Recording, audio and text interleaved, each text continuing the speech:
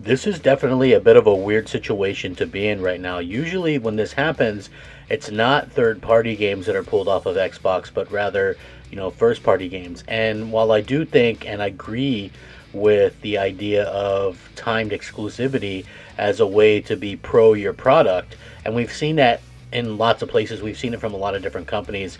We've seen it from Sony. We've seen it from Microsoft. We've seen it even from Nintendo, where games will be, multi-plat eventually, but they do eventually go everywhere. And I think that, people are well on record as knowing that my idea behind this is fine. But when it's a third-party AAA game that has been on Xbox, you start to maybe question it just a little bit. And I think I'm going to start to question that a little bit here because it doesn't exactly make sense. I don't understand what the thought process behind this, but I do want to dive into it. It's going to be a topic you don't want to miss. Trust me. Hey there, everyone. I'm the Crap Gamer, and of course, this is Crap Gamer Reviews, your home for gaming news, opinions, reviews, and much more. You'll probably notice a few cool changes around here, and hopefully that doesn't stop you from leaving us a like, and maybe even consider subscribing if you haven't already done so. Thank you so much for choosing to spend some of your free time with me today. It really does mean a lot. You guys are absolutely amazing. So, it looks like the Final Fantasy games may not release on Xbox consoles this generation, but Square Enix is also very keen to keep releasing every game on PC. And this is just a rumor right now, so keep it with a grain of salt. But also, let's keep in mind that Final Fantasy VII Remake still hasn't been on Xbox, and also Final Fantasy XVI is also listed as at least a year exclusive to the PlayStation 5. So Final Fantasy games may not release on Xbox consoles this generation, as Sony wants PlayStation to be home of the series. Speaking on the Reset Era forums, VGC's Jordan Midler commented on the Japanese publisher's future games, saying that most of them will end up on Xbox but not Final Fantasy games. He likely refers to the future major entries in the series as Stranger of Paradise. Final Fantasy Origin is releasing on Xbox in the next 2 months. This is what was said. Most of Square's stuff will end up on Xbox, but I wouldn't hold out hope for Final Fantasy unless something changes. Sony wants PlayStation to be the home of Final Fantasy this generation. Final Fantasy VII was supposed to be on Xbox by now, but here we are. So apparently Square Enix is trying to camp beyond what's publicly known, with multiple timed exclusives in the work. Additionally, the first announcements will be coming before long. It's interesting to see Ubisoft side with Xbox more and more this gen, while Square is firmly behind Sony's camp. Even beyond what's publicly known, this is a cool move. But I wonder what price we'll be looking at in the future for Ultimate plus Ubisoft. This is a turn into a very exciting generation. Jordan Midler also commented on Square Enix's games coming to PC, saying that the publisher is keen to keep releasing games on PC even if the ports aren't that great, and that the timed exclusives will continue. So it seems like Final Fantasy VII Remake and Stranger of Paradise won't be the last games from the publishers to release on Epic Games storefront. Square is keen to keep putting everything on PC, even if the ports aren't that great, as timed exclusives.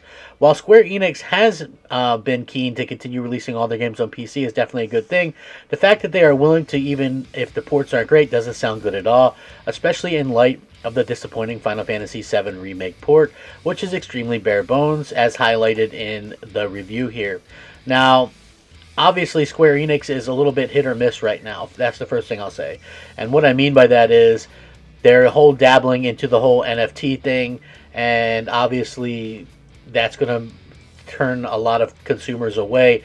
A lot of consumers are going to be, a little bit unhappy and less than thrilled with the way that this is kind of going to end up. But I do think that in the long run, we'll probably see some decent things from Square Enix.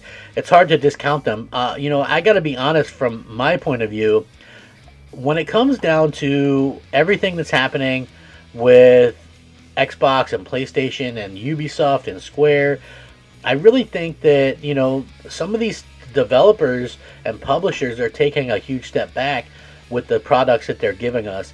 And to be quite honest with you, when it comes down to like Square in particular, I think the NFTs is the bad idea, but they've got some decent games that have come out, Whereas I look at Ubisoft and I can't really find much to kind of hang my hat on and say, well, there's a really, really good game. because they haven't really found released anything that has kind of tickled my fancy personally. I'm not saying that's for everybody. Obviously, they have some very great games to a lot of people, but to me, the way that they're doing everything is almost exactly the same, and the way that they keep doing everything as like a little bit of a live service, and they turn the Division into a free-to-play game and all these other things, you start to question it just a little bit, and you go, well, what's the deal with that?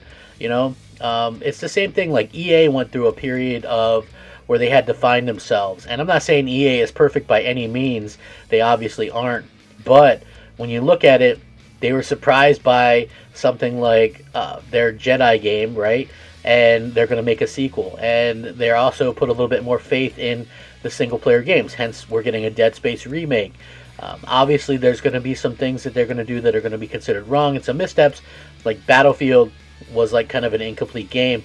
But yeah, with something like this, you sort of just have to question it and just shake your head a little bit and kind of wonder what exactly the whole plot of this thing is. Because, listen, like I said, I fully support third-party timed exclusives. I know people hate that I support that, right? They hate that I think, that I think that way. But when you're a company and you're trying to do something for others, right, to get people to buy your platforms or buy into your ecosystem, or however you want to look at it, that's part of the thing. It's not punishing anybody. It's really being pro whoever has taken the money and spent the money on your platform and invested in your platform. That's what it is. It's really pro them more than anything anti something else. So I do think that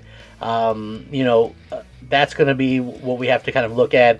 I don't think it'd be a smart move to put Final Fantasy completely off of Xbox. I kind of understood the year or two, that Final Fantasy VII Remake was going to be exclusive to PlayStation because, first of all, it did very well on PlayStation and was known as a PlayStation game. If you even remember, the Crash Bandicoot trilogy was exclusive to PlayStation for a year, and I think it sold like 10 million copies or something. So, yeah, there is that, and, I think we have to kind of take that kind of stuff into consideration kind of going forward. I just feel like a lot of people obviously probably won't do that. Now, for me personally, as an Xbox fan, I get a little bit, it kind of bugs me to the point where, I'm going, oh man, I really do wish that, something would change with this, because I feel like it's a bit of a bad move, and I feel like it's kind of screwing over Xbox fans and things like that, because I know people can wait, right? I know Xbox fans can wait for stuff. I know PlayStation fans can wait for stuff.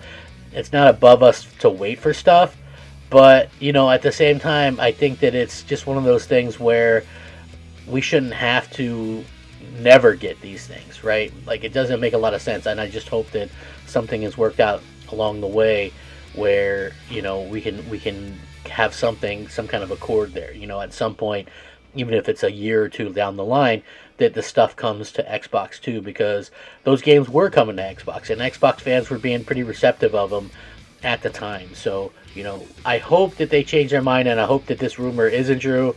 I will link it, of course, so you guys can check it out. But I'm very curious to hear what you guys all think about it, because for me personally, like I said, I don't find it to be that good of news.